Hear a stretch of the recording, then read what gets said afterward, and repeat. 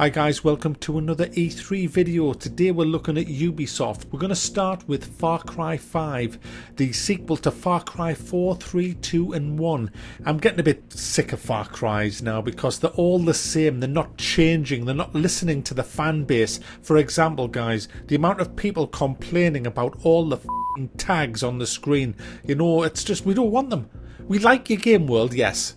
We love your game worlds, they're all good, they're full of people, they're full of animals, it's just an alive, lovely world. We like that, keep that. We like to kill civilians, we don't want to be penalised for that, so take that bit out, because that f***ed up Far Cry 3. We don't like tags, tags is lame, tags is for 8-year-old tards who can't play games. We don't need them, we don't want them. We like to find the enemy ourselves. We don't want to see them through the fucking walls. So get rid of fucking tags, please. We love the crafting, keep the crafting in. We like crafting. We like the music, we like the bad guys. We don't like all the cutscenes. Cut down on the cutscenes. And then you've got a great game on your hands. But, you know, I just pretty much bet my arse that when I play Far Cry 5, it's got all the tags and I bet you can't switch the fuckers off unless you put it onto insane bloody bullet sponge difficulty, which I don't want. I just want to be able to take the tags off, like in Wildlands. Wildlands have released a patch, I can take the tags off, even on medium settings. You know, what is so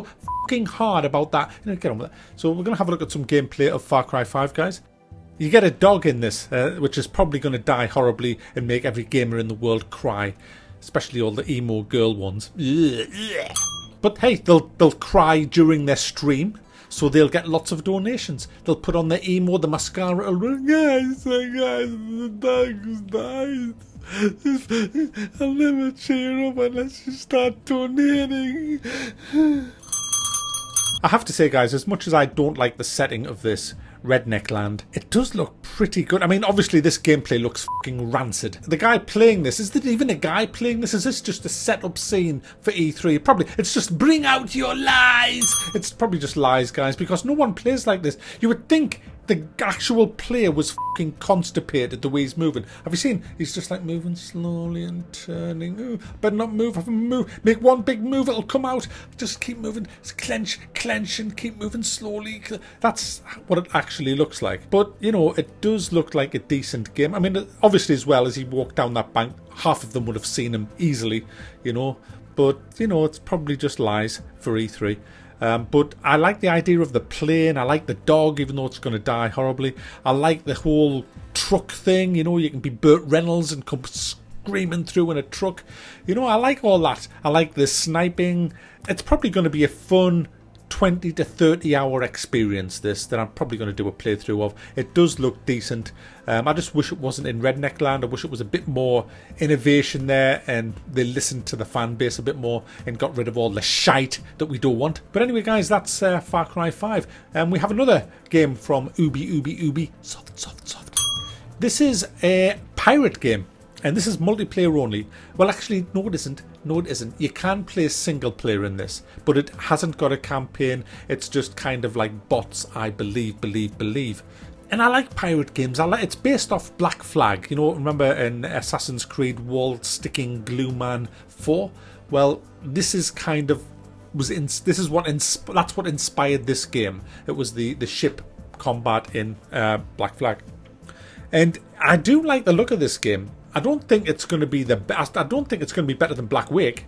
It's only 5v5, different game modes. You have to get loot, as much loot as you can by sinking ships. And whoever has the most loot, I think when the timer ends, gets attacked by pirate hunters and they have to escape the map to win. F*** off. What a pile of shit.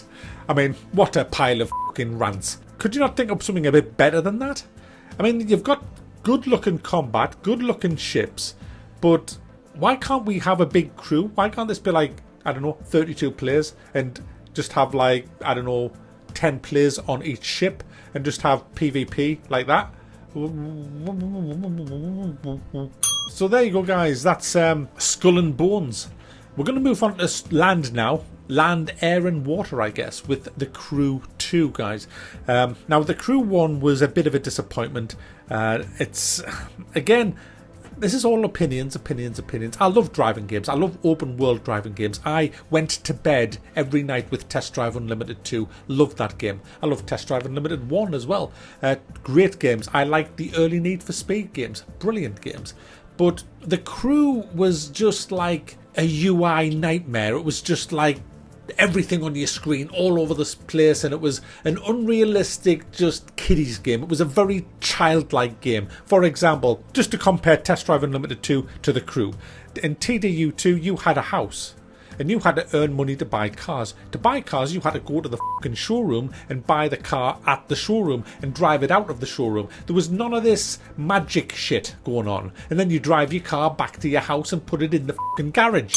It was a great game. You could go to the casino and gamble. You had an avatar that was a guy. You could decorate your fucking house, for crying out loud. You could have multiple houses. You could buy a yacht. It was the complete immersive game. It also had all the racing. It had a complete racing season. It had everything. And you know what? The Crew 2 has only one aspect of that, the racing. Yeah, you can drive around like a complete bell end, but that's pretty much, there's nothing else to do there. And I didn't really like that in The Crew. And now we've got The Crew 2, which looks just the fucking same. It's like GTA 5, you know? It's got no depth. It's just, I'm not saying GTA 5 had no depth, I'm saying The Crew has no depth. It just looks like driving around an open world game and then, oh look, there's a race. If you drive through this little thing that's flashing all over the fucking road, you will join in a race and then you can pretend you're Vin Diesel. I mean, we want houses, we want boats, we want a game that's like life, we want showrooms of cars and all that. Another thing I didn't like about The Crew, you're driving along in The Crew in your Ferrari, La Ferrari, La Ferrari, La Ferrari, and then you come off the road and you end up, oh, I'm in dirt. Just press a button and you can select one of your off-road cars. We will teleport it right under your fucking arse pipe and teleport your Ferrari, the Ferrari back to your garage. I don't want to do that. If I come off the fucking road, I'm off the fucking road in the car I chose. You know, I want a bit of immersion, a bit of realism, a bit of, and we don't have that, guys, but we have boats and planes in this. Now, guys, to finish, we have Lawbreakers.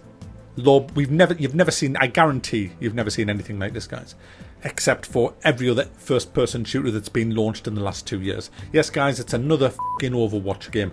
Yeah, because we don't have enough of them. We don't have enough Overwatch games, but luckily, guys, I almost slagged this off, but luckily, we have a lot of YouTubers who've convinced me that this game is great. I mean, they've put forward some really convincing arguments, guys. Oh, the speed of this game is intense. 1,000 decisions a minute. This is hardcore PvP. Your instincts take over. It's primal. It's exhilarating. Full frontal fury, a million miles an hour. Literally from every angle. I was shaking after the matches ended. It was like a high. One of the fastest games that I've ever played. Are you ready for another one? I'm like, I just need a minute, man. I'm shaking over here. My name is Jesse Wellens, and I am a YouTube creator.